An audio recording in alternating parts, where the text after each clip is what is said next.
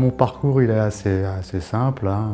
Ingénieur de formation, ensuite j'ai pris un poste de responsable pôle électrique Paris et il y a une dizaine d'années, dans le cadre du rachat d'une société qui s'appelle C4, j'ai développé un partenariat avec les groupes de luxe pour avoir et participer à des études liées à du développement dans le pôle hôtellerie de luxe. J'ai depuis maintenant plus de 10 ans, on va dire presque traversé le monde.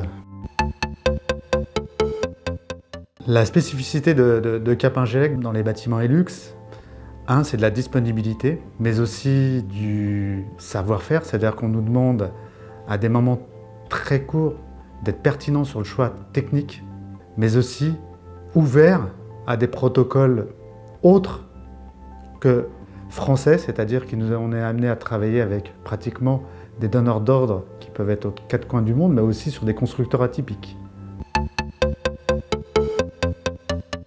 Nous finalisons actuellement un projet qui va occuper la place de Paris dans les prochains mois, qui se veut être un des plus hauts lieux d'hôtellerie mondiale.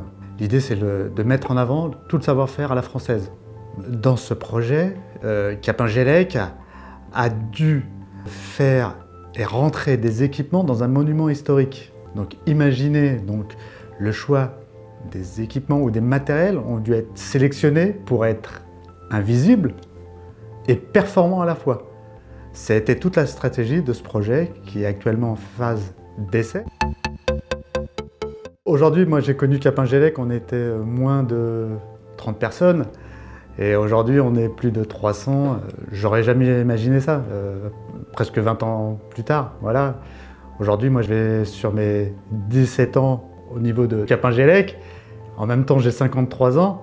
Enfin, je voudrais presque m'acheter des minutes ou des années, voilà, pour retarder les choses. Enfin, l'échéance de la retraite, tout simplement.